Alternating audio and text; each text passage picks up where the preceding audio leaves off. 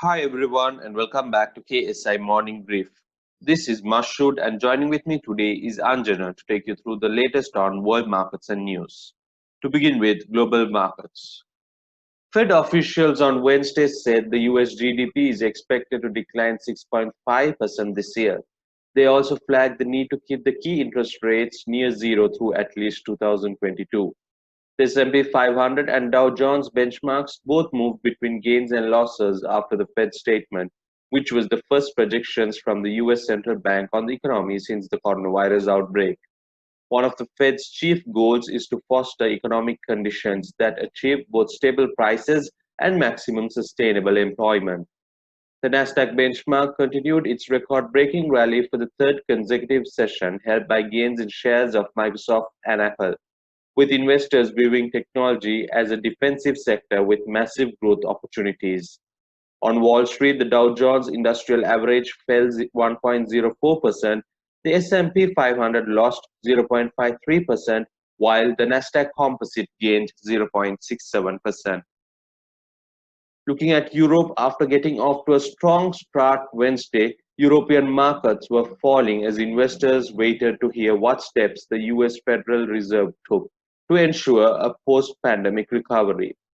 London's FTSE index is down 0.5%, the CAC 40 in Paris is 0.8% lower, and the DAX index in Frankfurt is down 1%. European stocks moved low on Monday after Eurozone GDP fell by 3.6%, its worst fall since 1995. Looking at Asia, Asia's stock markets edged up to a fresh 3-month high on Wednesday, with the dollar again under pressure, but sentiment was largely cautious ahead of the US Federal Reserve's next move. US dollar fell and treasuries rallied as investors assessed the Federal Reserve's views on the economy. In a very volatile session, the S&P 500 closed lower once the announcement suggested the pandemic could inflict serious damage on the economy, even as the Fed signaled it would keep rates near zero possibly for years to come. The central bank also said it will maintain at least the current rate of bond purchases. Stocks may be the ultimate beneficiary of trillions of dollars in economic stimulus from the Fed, according to Savita Subramaniam, Bank of America Corp's chief US equity strategist.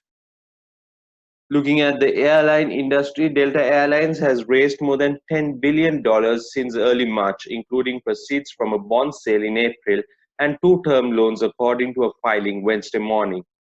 Delta Airlines returned to the market within weeks of its last visit, looking to support its liquidity and repay outstanding debt. The carrier sold $1.25 billion of 5-year unsecured bonds that will yield 7.375%. US airlines have been focused on raising capital since the pandemic. Southwest Airlines has tapped the bond market 3 times this year alone, while others like United Airlines Holdings have sold new shares. JetBlue Airways Corp is currently marketing a $500 million term loan. Next on global news, we have Anjana to bring you some latest updates. Thank you, Mashood. Looking at the US, Tesla's stock jumped about $1,000 a share on Wednesday after Chief Executive Officer Elon Musk told his staff it was time to bring the Tesla's semi-commercial truck to volume production. Investors are anticipating Musk will unveil new million-mile battery technology that could deliver longer life, lower cost, and better range for future Tesla vehicles. Looking at Europe, the coronavirus pandemic has claimed another 3,600 UK jobs. The restaurant group, which owns Frank and Benny's, expects to cut up to 3,000 workers after confirming plans to shut 125 sites, while Monsoon Accessories has announced 545 job losses and the closure of 35 shops. The Spanish apparel retailer Zara announced that its online sales surged 95% in April as its stores were closed during the coronavirus lockdown in much of Europe. The company said it expected part of the shift to be permanent, with a quarter of sales expected to be online in 2022. Now looking at Asia, Honda has said it is dealing with a cyber attack that has impacted its operations around the world. The Japanese carmaker has said in a statement that it can confirm that a cyber attack has taken place on the Honda network. It added that the problem has affected its ability to access its computer servers, use of emails, and make use of its internal systems. Cathay Pacific has said it will get a $5 billion state-backed bailout as the airline struggles in the face of the coronavirus pandemic.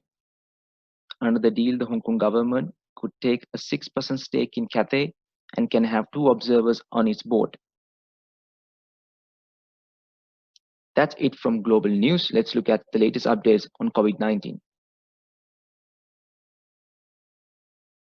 Total cases around the world has reached 7.3 million, while the total death count is at 413,627.